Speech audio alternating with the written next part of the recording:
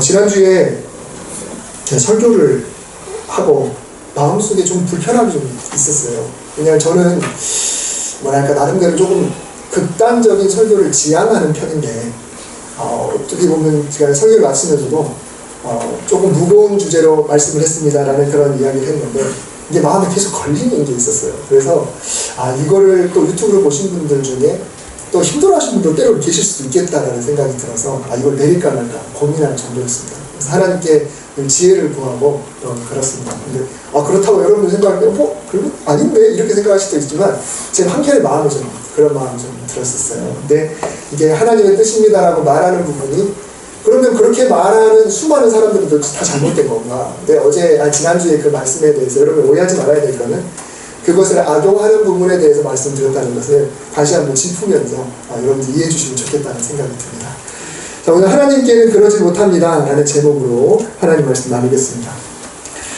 어느 정도 규모를 갖춘 교회는 새가족을 대상으로 한 교육이 늘 있습니다. 새가족이 등록하면 그 교회의 시스템에 따라서 교육을 하게 되죠. 교회마다 다르지만 전에 사역하던 교회에서는 매주 1회씩 총 4번의 교육을 했습니다. 주제는 첫 주는 복음, 두 번째는 교회, 세 번째는 예배, 네 번째는 신앙, 일상, 신앙인으로서의 삶 이런 거였어요. 저는 그 중에 늘 1주차를 제가 담당했습니다. 복음 제시. 사실 쉬운 것 같지만 어려워요. 왜냐하면 새가족으로 등록한 분들은 천차만별이거든요. 신앙생활을 엄청 오래 하신 분도 계시지만 정말 말 그대로 생자이신 분들이 계십니다. 그리고 신앙하다가 또 낙심하셨던 분도 계시고 다른 종교를 갖고 계신 분도 계시고 그래서 이분들에게 참 이 복음을 설명하기가 쉽지 않아요. 그러니까 참 다양한 예를 통해서 이들에게 접근을 하게 되죠. 교육 내용 중에는 인간이 과연 스스로 선해질 수 있는지 이것에 대해서 이야기를 하는 거예요. 그게 핵심입니다. 그러다 보니까 불교 이야기 이런 것도 우리 무속신앙에 대한 이야기를 조금 하곤 해요. 이런저런 설명을 해 나가다가 인간의 힘으로는 불가능하다라는 결론에 도달하게 됩니다. 그러니까 인간의 힘으로는 불가능하니까 결국은 누군가의 은혜가 필요하다는 거예요. 사람의 힘으로는 불가능하니까 은혜가 필요하고 그 정점이 바로 십자가다라는 결론까지 이르게 되는 것이죠. 불교는 사실 절대 신이 없는 종교입니다. 그래서 종교라고 하기보다는 자기 훈련의 도리, 즉 무언가를 비워야 한다는 그런 가르침이 핵심이죠. 내가 부처가 되는 겁니다. 내가 부처가 되는 종교가 불교입니다. 그런데 속세에서 살아서는 이 비움이 어려우니까, 나를 완전히 비우는 게 어려우니까 그래서 속세를 떠나는 선택을 하는 것이 낫고 그래서 산속으로 들어가는 거죠.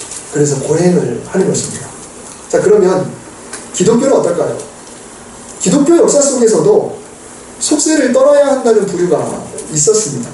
예수님 당시에도 에세네파라는 종파가 있었거든요. 세례요한도 거기 포함되어 있었고 학자들은 넓은 의미로 예수님도 그 속에 포함되겠다 이제 공생에 일이 시작하기 전에 그랬다고 짐작을 하죠.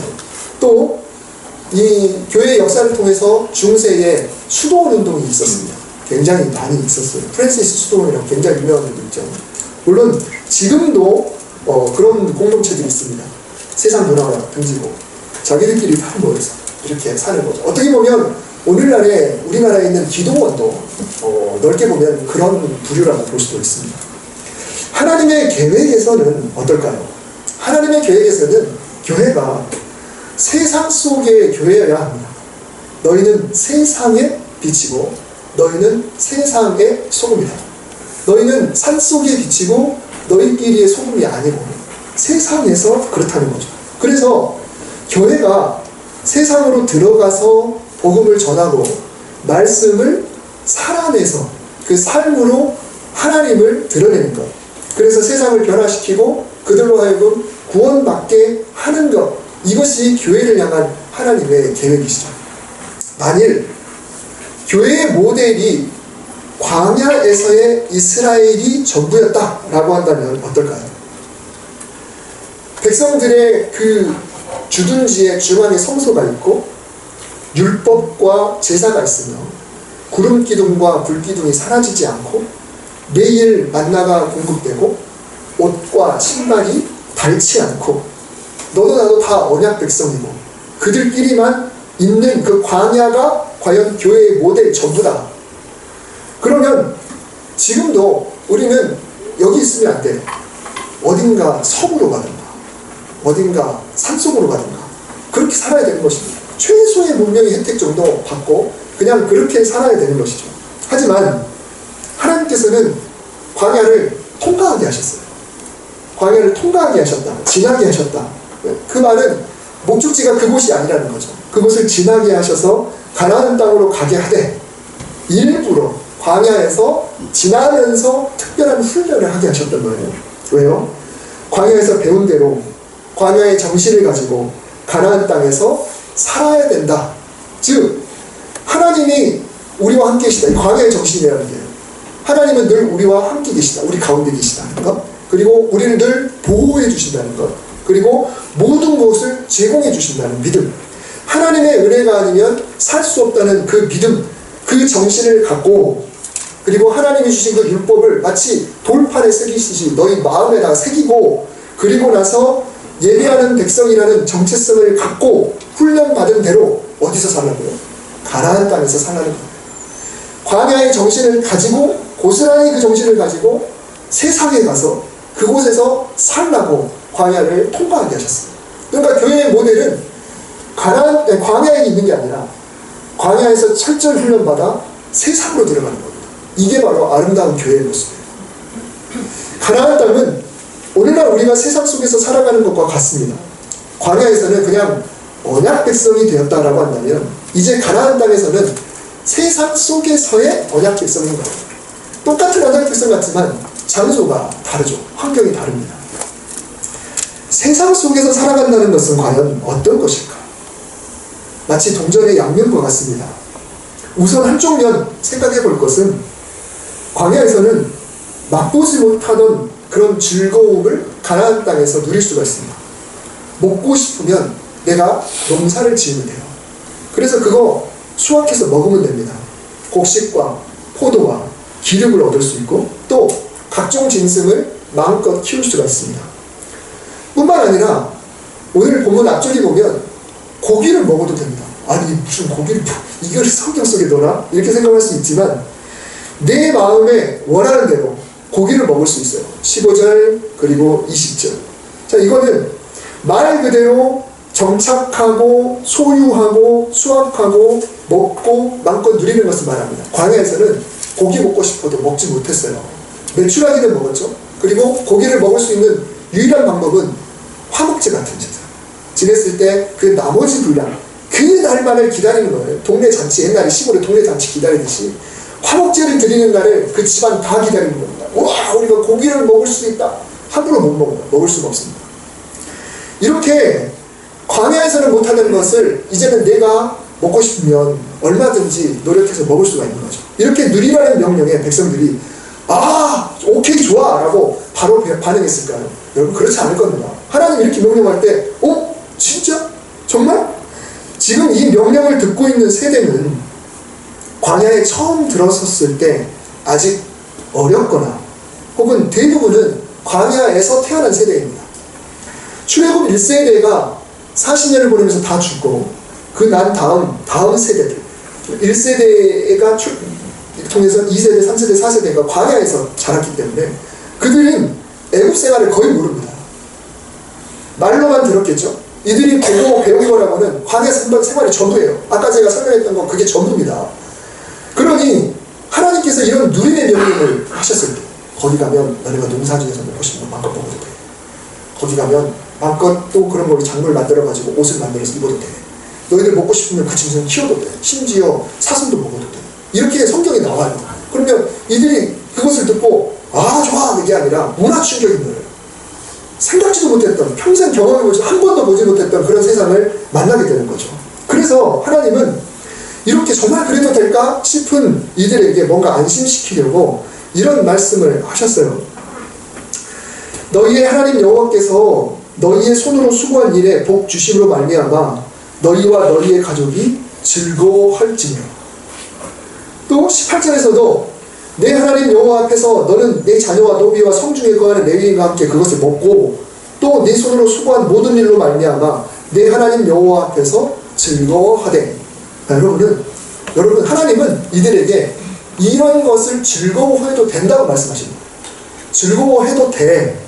물론 이 명령은 저마다 정착한 곳에서 하나님께 예배드릴 처소를 지정하시고 그곳에서 하나님께 예물 드리면서 나눌 그 축제의 분위기가 전제되어 있습니다만, 그래도 이 7절과 18절에 하나님은 네 손으로 수고한 일, 즉 네가 노력하고 땀 흘려서 네가 수확한 것, 네가 늘린 것, 네가 번성하게 한 것으로 네가 즐거워하는 것을 허락한다 라고 분명히 말씀하고 있는 거예요. 여러분, 오늘날 우리가 땀 흘리고 수고하고 일하고 사업하고 공부해서 얻은 것들, 즉 내가 내 손으로 얻은 것들에 대해서 어떤 마음을 품고 있습니까? 때로는 우리가 신앙인이기 때문에 이런 생각이 들기도 해요. 야, 이렇게 너무 잘 됐는데 내가 이거 이렇게 좋아해도 되나? 그럼 참 신기하죠? 우리가 예수 믿으니까 그런 생각을 해요. 내가 이렇게 너무 좋아해도 되나? 와, 이 대박, 이것을 이렇게 내가 기뻐해도 되나? 이렇게 잘 나가도 되나? 내가 먹고 싶은 것 이렇게 먹어도 되나? 내가 하고 싶은 것 이렇게 해도 진짜 문제가 안 될까? 이런 생각을 우리가 신앙이기 때문에 그런 생각을 하기도 합니다. 그런데 하나님은 그것 허락하시겠답니다. 그걸 허락하시겠대요. 이곳은 광야가 아니라 가나안 땅이니 어차피 가나안 땅은 하늘에서 만나와 메추라기가 떨어지기만을 바라보는 그런 장소가 아닙니다. 네가 수고해서 수확해라. 네가 가축도 늘려라. 노동의 대가를 누려라. 운동을 하거들랑 운동을 통한 건강을 즐겨라. 아름다운 몸도 가꿔라. 열심히 책도 읽고 정보를 습득하고 그래서 지식도 키우고 실력도 늘려라. 성취해라. 하나님이 창조하신 세상도 마음껏 보고 문화도 누리고 그래서 즐거워해라. 그거 허락한다 라고 하나님 말씀하세요. 여러분, 이 말씀은 굉장히 우리에게 자유함을 줍니다. 감사할 일이죠. 진짜 이래도 되나? 이래도 되나 싶을 때가 그래도 우리가 들지 않나요? 우리가 세상 속에서 살아갈 때 하나님은 이런 즐거움을 맛보면서 살도록 일부러 광야에 비하면 한없이 풍요로운 땅, 젖과 꿀이 흐르는 땅, 여기저기에 삶의 터전을 허락해 주신 거예요. 광야에서 그러라고 하지 않고 가나안 땅에서 그러라고 하셨어요. 여러분, 우리가 볼 때는 이스라엘 땅이 좀 척박해 보이지만 그러나 광야에서 출생했던 애들이 볼 때는 가나안 땅은 그야말로 천국입니다. 여러분, 헐문 산의 이슬이 이렇게 펑펑 쏟아지는 레바논의 그 물들이 흘러내리면서 산 위에 파릇파릇하고 또 아무것도 없는 땅인 것 같은데 비비가 내리면 그 후에 전체적으로 싹 파랗게 올라오는 이 세상을 광야에서 못 봤거든요. 그런 것들을 보는 걸 푸른 초장이 있구나 라고 하는 그 세상을 보지 못했어요. 그곳에서 살아가는 이스라엘 백성들, 야, 하나님 우리에게 이걸 누리라고? 이걸 즐기라고?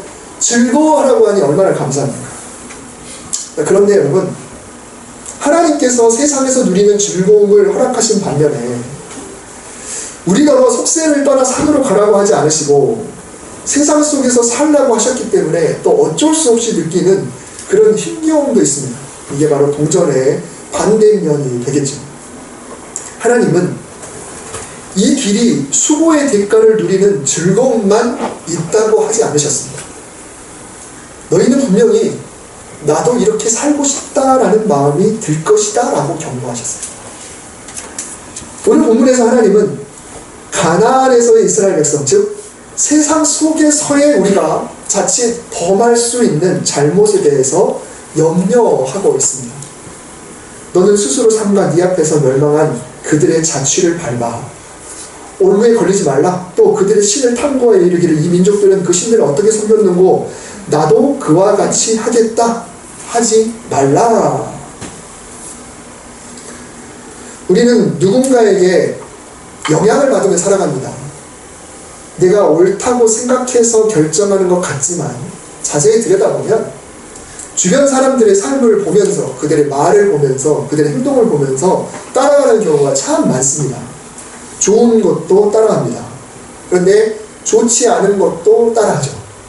유행도 따라하고 말하는 방식도 따라하고 돈을 쓰는 방식도 따라하고 심지어 신앙생활도 다른 사람을 보면서 나름대로 모델을 세우고 배우고 흉내냅니다.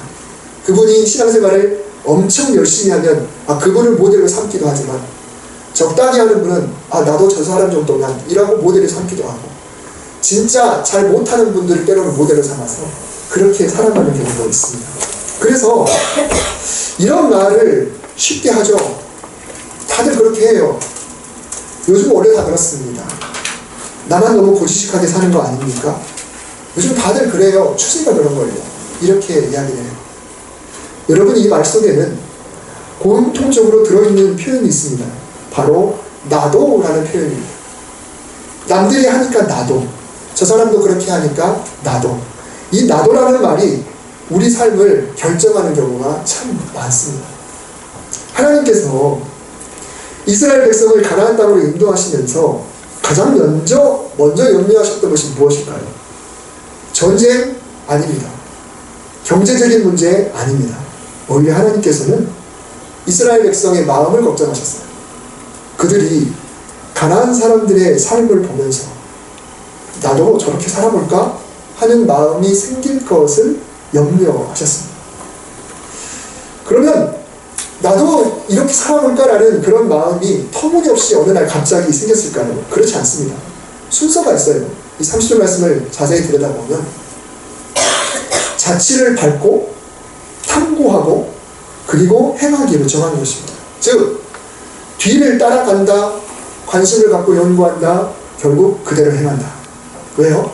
가나안 사람들의 무언가가 좋아 보였기 때문입니다.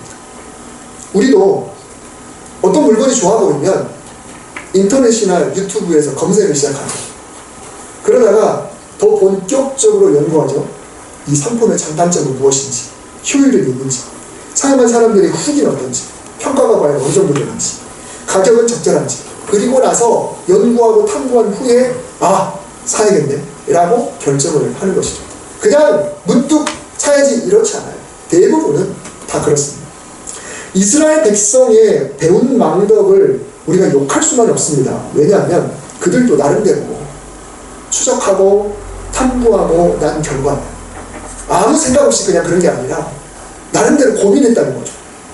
나름대로 그 발자취, 그들의 흔적, 그들과 대화도 나눠보고 또 그들이 했던 것들, 또 흔적들을 보고 그리고 나서 연구하고 탐구하고 자기들끼리 토론도 해보고 그러면서 우리도 해봐야겠다 라고 결정을 지은 거예요. 그냥 아무 생각 없이 무작정 그냥 덜컥 그런 게 아니라는 거죠. 왜 그랬습니까? 좋아 보이니까. 좋아 보이지 않으면 그럴 필요가 없잖아요. 그러니까 그들이 볼 때는 그게 좋아 보였던 거예요. 그러면 뭐가 그렇게 좋아 보였을까요? 가나안 주민들이 믿는 신과 그 신을 섬기는 방법이 좋아 보였습니다. 가장 먼저 떠오르는 생각은 어떻게 하나님을 두고 그럴 수가 있지? 어떻게 하나님을 두고 가나안 신을 그 신이 좋아 보일 수 있지? 라고 생각할 수 있겠죠. 그런데 여러분, 이스라엘에게 그것이 좋아 보였던 이유는 실질적으로 그들이 먹고 사는 문제와 직결됐기 때문에 그래요. 그냥 단순히 하나님 말고 그 신이 더 좋아 보이네 이게 아니에요. 먹고 사는 문제를 놓고 생각해 보니까 이 선택이 더 좋은 것 같은데? 라는 겁니다. 우리도 그렇잖아요.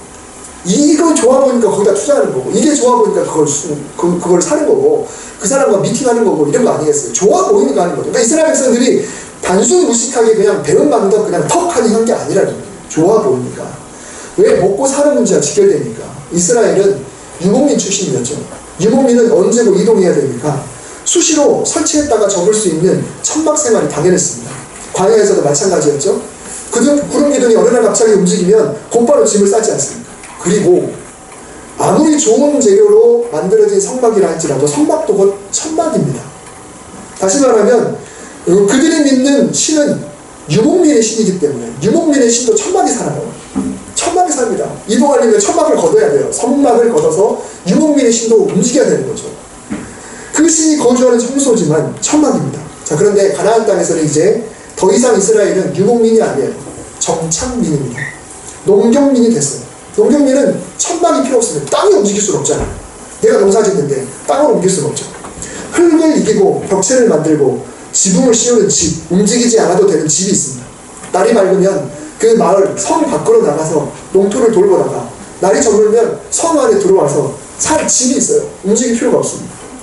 농경민에게는 농경민의 신이 필요한데 보니까 그 땅에는 이미 농경민의 신이 있더라는 거예요. 그 신들이 사는 집도 있습니다. 천막이 아니더라는 거예요.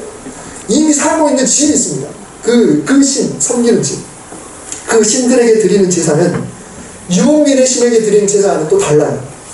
유목민의 신에게 드리는 제사는 가축을 죽여야 됩니다. 그리고 쪼개야 돼요. 그리고 태워 올려야 돼요. 그래서 그 성소는 온갖 가축의 울부짖음과 피비린내와 살 타는 냄새 속에서 이루어진 게 그게 제사예요. 말이 제사지 끔찍한 살인의 현장이 제사였어요. 자, 그런데 농경민의 신에게 드리는 제사를 보니까 물론 거기도 일부 잡아서 올리는 것도 있지만 그 제의를 보니까 풍요와 다산을 상징하는 음란한 제의가 남녀 사제들 간에 그들 눈에 보는 앞에서 버젓이 일어나고 있어요. 여기저기서 성행위가 일어납니다. 왜요? 많이 낳아야 되니까 그들의 행동을 통해서 신이여 우리에게 다산의 복을 주세요. 다산의 복을 주세요. 이렇게 하고 있더라는 거죠. 그런데 그것도 제사랍니다. 농경민의 신에게 드리는 제사. 농사를 지어 먹고 살아야 되는 이들에게 농사를 위한 바알과 아세라 신이 더 좋아 보이고 이왕이면 제사 방법도 쉽고 쾌락적이니까 더 좋아 보입니다. 더 큰 풍년을 얻기 위해서 더 많은 재산을 얻기 위해서 좋아 보였던 거예요. 객관적으로 놓고 볼 때 어떤 게 더 좋아 보여? 너희는 이제 농경민인데 어느 게 더 좋아 보이지? 라고 물어볼 때 그들이 탐구하고 내린 결론이 우리도 그렇게 해야겠다 라는 것입니다. 여러분 이것은 하나님 외의 신 바알과 아세라 이것을 이야기하자는 것이 아닙니다. 바로 우리가 먹고 사는 데 있어서도 유익해 보이는 것, 또 먹고 살기 위해 더 필요해 보이는 것, 더 즐겁고 편한 것들을 얘기할 때 거기에 있는 함정을 얘기하자는 거죠. 먹고 살기 위한 선택이었어요. 이스라엘 백성들이 농경민으로 먹고 살기 위해 선택을 한 거였어요. 그게 더 좋아 보였어요. 우리도 먹고 살기 위해서 좋아 보이는 것들이 참 많이 있다라는 것입니다. 여기서 하나님은 두 가지 명령을 내리시죠. 첫째는 너희들은 나도 그와 같이 하겠다 하지 말라. 두 번째는 네 하나님 여호와께는 네가 그와 같이 행하지 못할 것이라. 우리는 여기서 두 번째 명령, 하나님께는 그렇게 하지 못할 것이라 라는 명령을 주목해야 합니다. 오늘 말씀의 제목이기도 하죠. 원어를 놓고 보면 사용한 단어들이 거의 같습니다. 둘 다 금지의 명령인 것 같아요. 그런데 이 둘은 분명한 차이가 있습니다. 먼저 하지 말라라는 이 표현은 법적인 언어죠. 명령의 언어입니다. 규칙입니다. 그런데 여호와께는 그렇게 하지 못할 것이라 라는 그 표현은 단순한 법적 그런 금지령이 아니라 바로 관계의 언어입니다. 하지 말라라는 말이 아니라 하나님께는 이라는 말이 붙어서 이 명령이 관계의 명령이라는 것을 알 수가 있습니다. 너와 나의 관계에 있어서 너는 나 여호와에게 결코 그렇게 행해서는 안 되는 거야. 나한테는 네가 참아 그래서는 안 되지라는 명령. 이것은 단순한 금지 명령이 아니라 관계와 사랑에 근거한 명령이다라는 것입니다. 여러분, 우리가 부모와 자녀 사이, 부부 사이, 그리고 오랜 연인 사이에서도 통하는 언어죠. 그리고 오래된 친구 사이에, 그리고 사업을 오랫동안 동행해왔던 그런 사이에서도 이런 언어들은 우리가 사용을 하죠.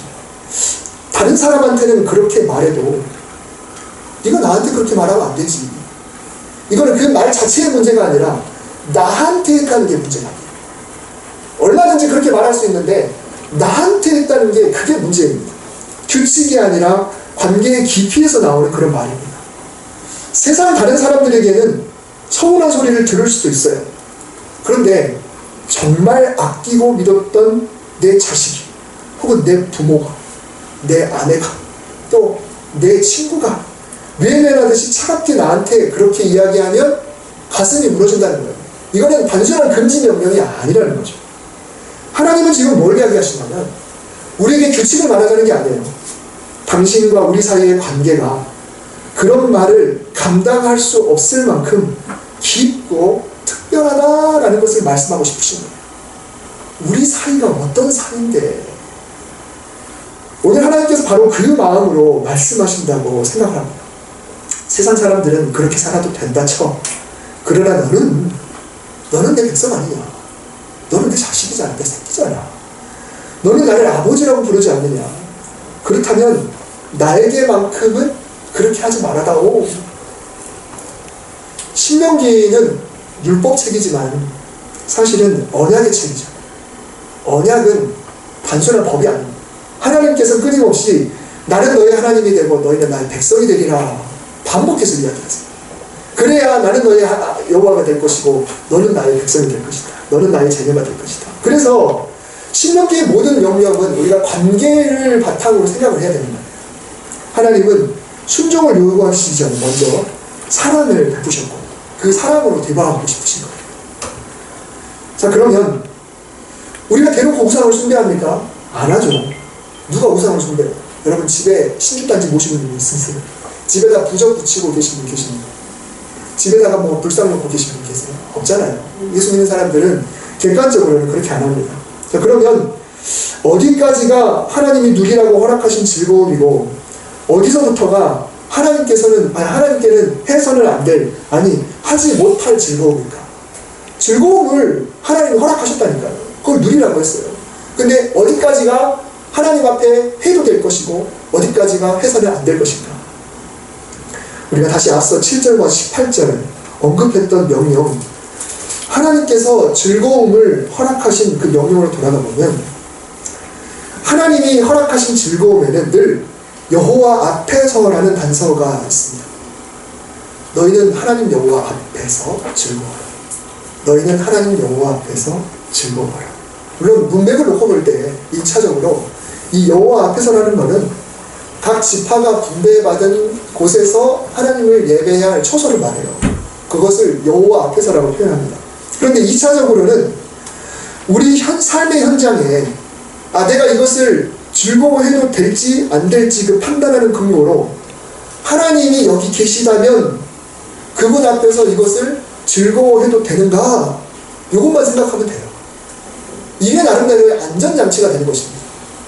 하나님이 나에게 즐거움을 허락하셨어요. 고기 먹고 싶어? 그럼 네가 키워, 잡아먹고 어디든지 먹어도 돼. 단 성 밖에서는 먹지 마. 왜냐하면 그거를 성 밖에서 먹으면 오해의 소지가 있어. 네가 그걸 갖다가 우상을 섬기는 제물을 쓸 수도 있고 피를 먹을 수도 있으니까 성 밖에서 먹지 말고 갖고 들어와서 남들 보는 데서, 증인들이 있는 데서 함께 먹어. 이런 단서는 있긴 해요. 그렇지만 어찌됐건 하나님은 네 손으로 수고한 것을 네가 얼마든지 누려라. 얼마든지 즐겨라. 이거 내가 허락한다. 그러나 내 앞에서 즐거워해야 돼. 이게 일종의 안전장치입니다. 과연 하나님 앞에 두고도 즐거워할 일인가? 과연 내가 내 손으로 수고했는데 그런데 그 수고의 모든 생각과 동기와 그 과정과 그 결과를 하나님 앞에 다 마치 브리핑하듯이 보고하면서 하나님 사실 이게 무슨 생각으로 시작했고 그리고 이것이 이런 과정을 거쳤고 내가 이런 방법을 선택해서 이런 결과를 냈습니다. 하나님 이거 즐거워해도 될까요? 라고 한번 질문해보자는 거죠. 그러면 내 손으로 수고한 거 내가 얻은 것만 즐거워한다 그러면 앞에 모든 과정, 내 생각, 동기 이런 거 다 쳐도 상관없겠지만 하나님 앞에서 그걸 해야 되기 때문에 하나님이 자리 잡고 앉아가지고 어디 한번 보고해봐. 내가 다 알고 있지만 한번 보고해봐. 그래서 하나님 보실 때 하나님 이거 내가 즐거워해도 될까요? 하나님 너 이거 즐거워야 돼. 마음껏 내가 이거 가지고 하나님 내가 이렇게 좋아해도 될까? 좋아해도 돼. 이렇게 하나님이 해줄만 한가라는 것을 그 안전장치로 내가 한번 생각해 보는 거죠. 내 손으로 수고해서 얻었어도 성취했어도 누리게 됐어도 그런데 하나님을 앞에 모셔서 하나님 제가 여차저차 결과가 났는데 누리게 됐습니다. 하나님도 기쁘시죠? 라고 떳떳이 말할 수 있어야 된다라는 것입니다. 하나님을 안 믿는 사람들이야 얼마든지 할 수 있는 생각과 말과 행동 그리고 융통성이라고 이름 붙이는 타협이나 편법 그리고 사랑과는 반대되는 하지만 그것이 먹고 사는 문제나 성공이나 더 풍요롭게 하기 위해서 더 좋아 보여서 연구해 보니까 그 방법이 괜찮아 보여서 나도 그렇게 해야겠다라고 생각할 수 있겠죠. 그러나 세상 사람들처럼 살아도 될 것 같은 순간에도 하나님 앞에서만큼은 나도 그렇게 하겠다라고 말할 수 없는 것이 바로 성도입니다. 그게 바로 우리 성도의 정체성입니다. 좋아 보여도 그렇게 못하는 거 왜? 하나님이니까. 하나님께는 그렇게 할 수가 없는 존재가 바로 우리이기 때문에 그래서 우리가 한 번 더 생각을 해야 된다는 거죠. 즐거움은 누려도 됩니다. 수고한 대로 기뻐해도 됩니다. 그러나 그 모든 삶의 자리에서 하나님과의 관계만큼은 세상과 타협할 수가 없어요. 그것은 규칙이 아니라 우리를 향한 하나님의 애절한 사랑의 언어이기 때문에 그래요. 나한테는 그럴 수 없어.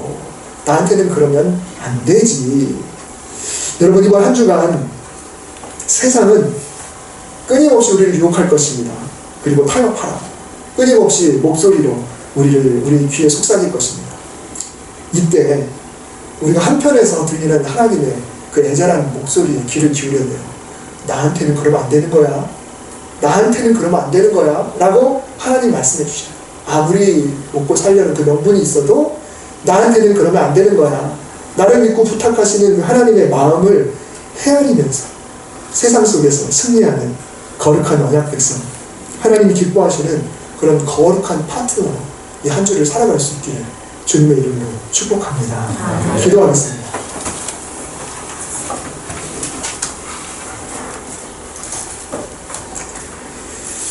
은혜로우신 하나님 아버지, 세상의 화려함과 편안함 속에서 나도 남들처럼 타협하며 살면 안 될까 고민했던 우리의 연약함을 고백합니다. 오늘 주님은 우리를 꾸짖지 않으시고 너만큼은 나에게 그러지 말아다오 라며 애절한 사랑으로 찾아와 주셨습니다. 주님이 나를 믿고 맡겨주신 이 거룩한 파트너십을 기억하게 하시옵소서. 올해부터 시작되는 삶의 현장에서 세상 방식과 타협하지 않고 주님과의 아름다운 인격적인 관계를 지켜내는 그런 거룩한 언약 백성이 되게 하여 주시옵소서.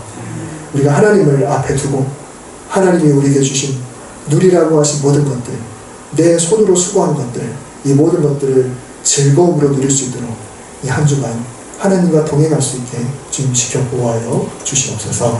우리 주 예수 그리스도의 이름으로 기도드립니다. 아멘.